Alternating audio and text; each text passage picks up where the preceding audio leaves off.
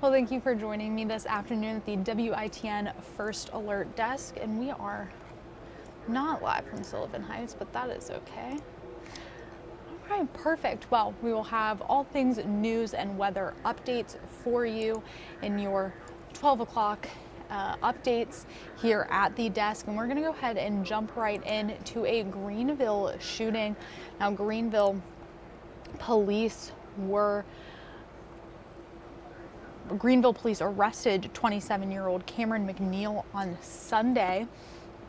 He is behind bars after warrants show he fired a gun outside a Greenville business. Now, the warrants also show that McNeil had a Glock handgun and had fired several rounds outside a local business in a manner to cause terror to people. Now, we did learn just recently that that business was the Hot Box Lounge.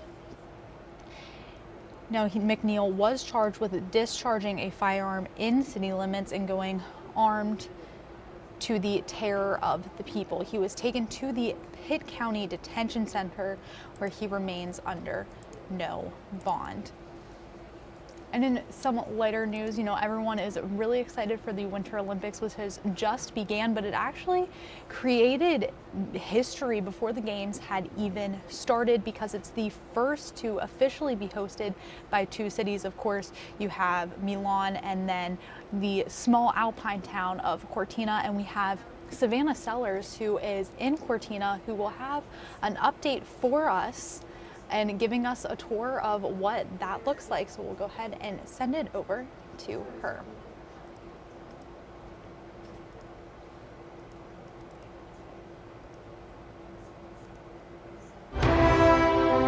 Benvenuti a Cortina d'Ampezzo, co-host of the 2026 Olympic Winter Games, a return to this gorgeous town that hosted in 1956. Her nickname, the Queen of the Dolomites. Let's go find out why. High in the sky, this village is home to thousands of years of history, something my tour guide for the day knows well. Ciao, I'm Savannah. I'm Francesco Godina. So nice to meet you. Francesco Godina's family has been in Cortina since the 1500s. This sort of feels like the heart of the town. He walked us down Corso Italia to Piazza di Bona, now lit by the Olympic flame at the base of Cortina's defining landmark. So the bell tower is like the identity of Cortina, and you can see the clock from every house of the town. Now people don't watch the clock tower anymore because Italians are always late. But here, there's always time for something sweet, and everything is a family affair. He's my cousin. They have the best hot chocolate here, and it's a recipe of 45 years ago. Ooh! Our next stop, Al Passetto Restaurant. He's my uncle. You're his uncle. Also run by Francesco's family. The pizzas here, they come with an Olympic twist. This torch right above my head is particularly special, right? Yes, because it's the Cortina 1956 Olympics. Wow. Those Winter Games, the first to be widely broadcast live on TV. At Cortina d'Ampezzo, high in the wintry setting of the Italian Dolomites, the Olympic Winter Games set a sizzling pace. Now 70 years later, an Olympic revival is breathing new life into venues here. From the center of town, you can see the iconic Tofana slopes where women's alpine events will take place, and the Cortina Sliding Center for bobsled, skeleton, and luge. And of course, the Olympic rings, a crown jewel for the Queen of the Dolomites. Another point of pride, the Cortina Curling Olympic Stadium. This stadium was originally built for the 1956 Games and housed the opening and closing ceremonies, ice skating, and ice hockey. You can see that original work right here, and now it's been modernized by adding a roof and more seats for spectators. And it will host a hometown hero, Italian curler Stefania Constantini, picking up gold back in Beijing for mixed doubles, now hoping for a repeat. And with the world watching, Cortina's beauty, connections, and competitive spirit are once again back in the spotlight.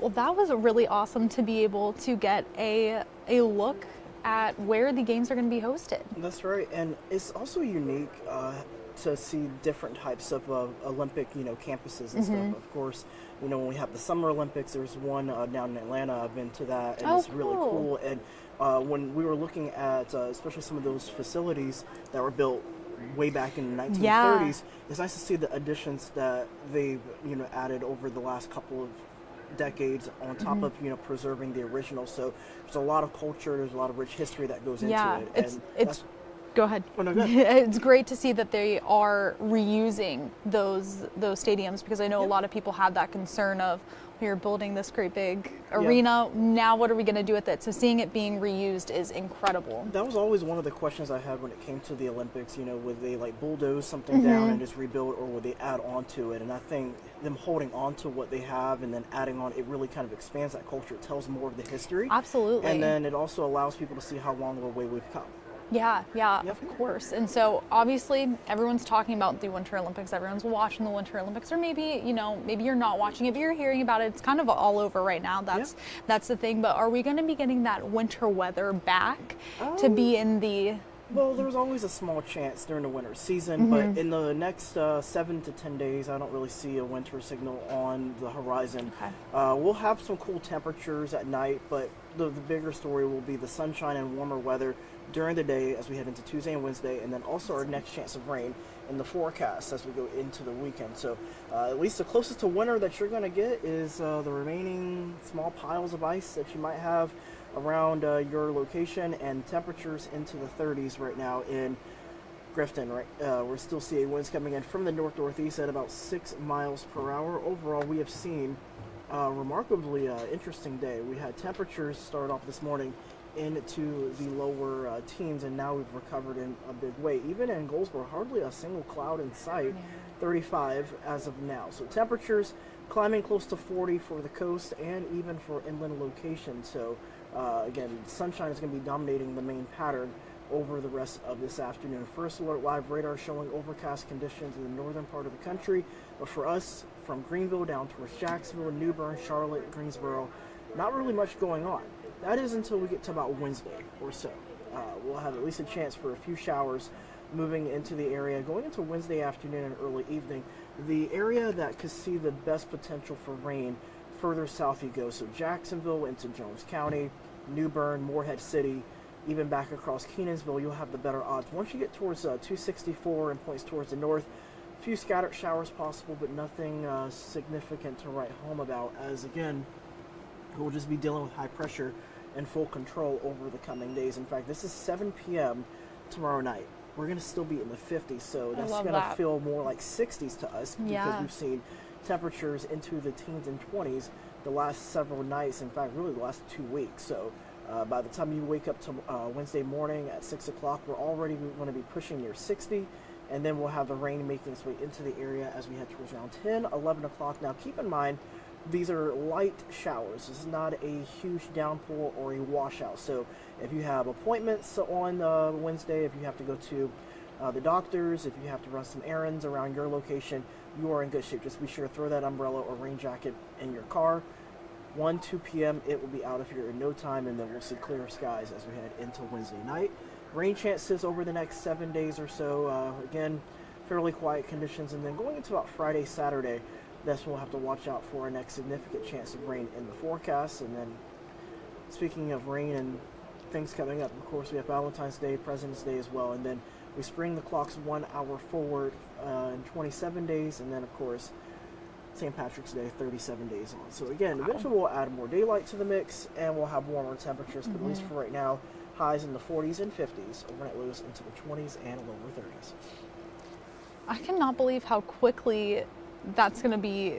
All of those things are coming up. Yeah, I mean, it just goes to show you that time moves very fast when you're busy. So yeah, Certainly we're done with January. We're pretty much halfway through February. But I mean, February technically is our shortest month, so it technically doesn't count. But sooner or later it'll be March, then it'll be April, and then it will be summer. It is so hard to believe that we're finally there, but I'm excited for that spring weather, for that summer weather. I'm looking forward to it. I'm looking forward to it. Well, I'm looking forward to the warm temperatures. I'm not looking forward to the humidity or the mosquitoes. That's the only thing. It's just everything else is pretty easy to deal with, but when you add that in there, and then the summertime thunderstorms that come out of nowhere, It's kind of the price that we pay, the territory that we live at, but I can deal with the warm temperatures. I definitely take all of those with the warm temperatures over the snow and the cold that we have seen. I mean, I will.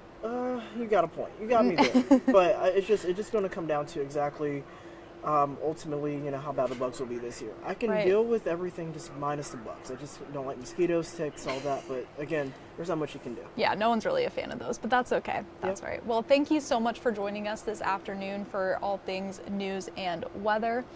And good afternoon, Tony. Yeah, Tony just mentioned bring the heat. My vacation next week at Daytona International. I'm jealous. That sounds like so much fun. I'm going to be in Florida in a couple weeks too, so hopefully that the warm weather, bring the warm weather with you there and make sure it stays there so it's there whenever I go in a couple weeks. Well, yeah, that's something to note is that Florida, they're still fairly warm this time of year, 70s and lower 80s. So yeah, that sounds like some nice weather to do it. Yeah, if we could get that here, I'd love that. It would be I know it's coming. But don't worry, it'll be here. By the time we get into March, don't be surprised if we start the month of March, fairly chilly, and then 2 weeks in we get our first 80-degree day. Because usually it comes in late March, early April. Perfect. Right around that time. Can't wait. I'm marking it on my calendar. All right. Well, thanks, Russell, and thank you guys so much for joining us this afternoon. We will have more things, news and weather coming up for you at 1 o'clock.